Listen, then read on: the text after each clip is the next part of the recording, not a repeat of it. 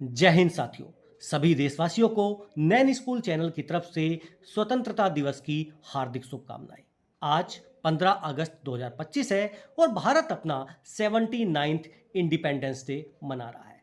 प्रधानमंत्री मोदी लाल किले की प्राचीर से बहुत सारी कह सकते हैं कि योजनाओं के बारे में या बहुत सारी ऐसी बातें कर सकते हैं जो हमारे सैलरीड या एम्प्लॉयज़ को फ़ायदा दे, हमारे देशवासियों को फ़ायदा दे, क्योंकि आज जो 15 अगस्त का दिन है बहुत महत्वपूर्ण है और इसको लेकर कुछ ऐसी बातें सोशल मीडिया पर आपको पता चल रही हैं, जैसे 8वें वेतन आयोग पर होगा बड़ा ऐलान। क्या 8वें वेतन आयोग पर सरकार बड़ा ऐलान करती है?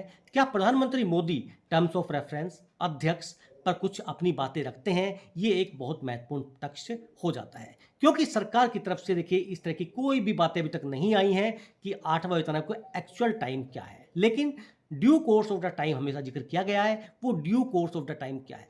हम सभी जानते हैं कि सरकार देखिए जो अपनी पॉलिसीज होती है उसके बहुत सारे पॉइंट्स ऐसे मौके पर करती है जब देखिए बहुत बड़ा इवेंट होता है। तो क्या 15 अगस्त 2025 वो इवेंट बनेगा? इसके बारे में आज हम चर्चा करेंगे। एक्स पे 6200 केस की क्या है लेटेस्ट अपडेट, और पेंशन मंत्रालय department of pension and pensioners welfare की तरफ से ऐतिहासिक कैंपेन 4.0, आप भी हिस्सा ज़रूर बने। बहुत सारी ऐसी बातें हैं जो अपने इस वीडियो में हम करने वाले हैं।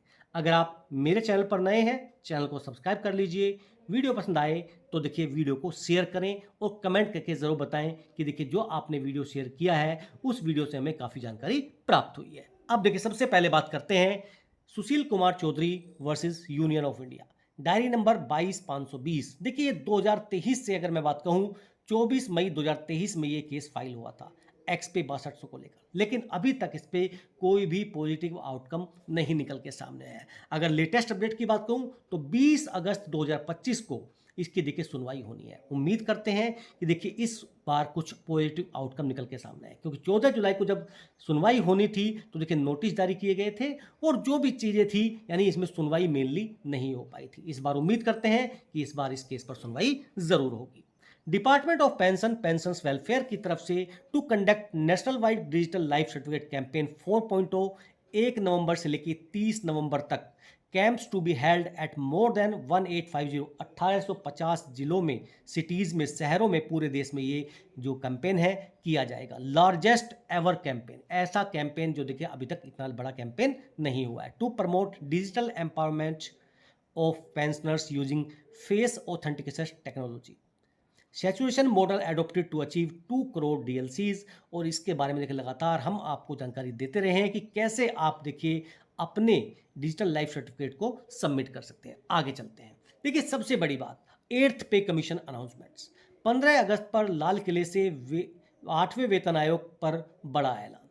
प्रधानमंत्री मोदी देंगे लाखों कर्मचारियों पेंशनर्स को सौगात। तो जैसा मैंने आपको बताया आज 15 अगस्त है और एक बहुत बड़ा इवेंट है।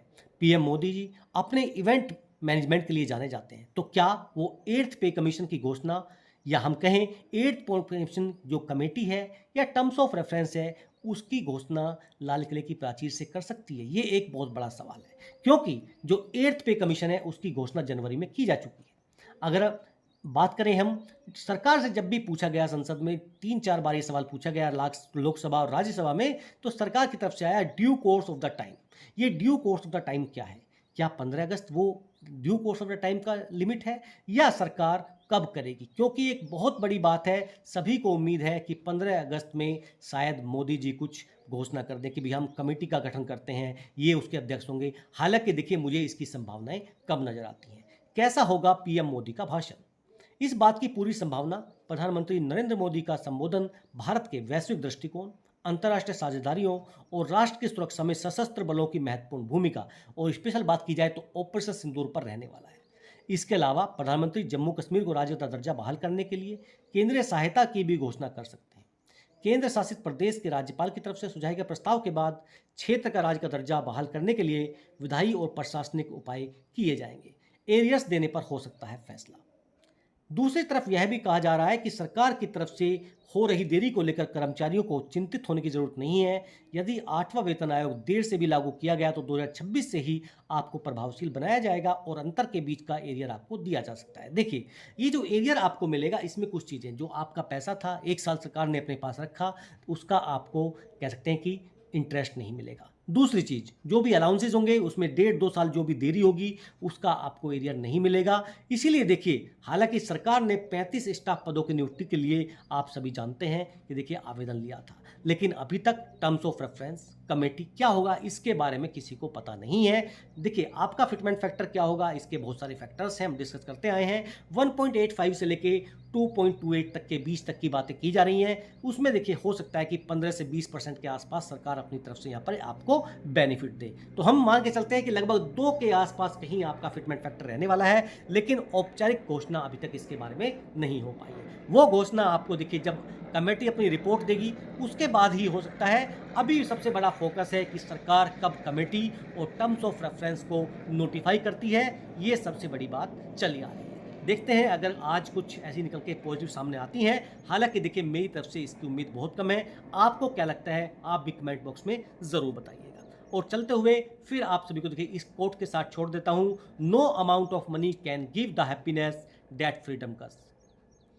Long live our nation. हम सभी को अपने देश के लिए कामना करनी है, साथ में अपने देश की तरक्की के लिए जो भी प्रयास हो सकता है वो करने हैं, क्योंकि हमें स्वतंत्रता मिल चुकी है, अब हम परतंत्र नहीं हैं। जब हम स्वतंत्र हैं तो हमारी जिम्मेदारी और ज़्यादा बन जाती है कि हम उस स्वतंत्रता को बनाए रखें और अच्छे से बनाए रखें। अपने देश को आगे ले जाने में, समृद्ध बनाने में हमारा प्रमुख योगदान होना चाहिए। यहीं आपका विदा लेते हैं। जय हिंद, जय भारत।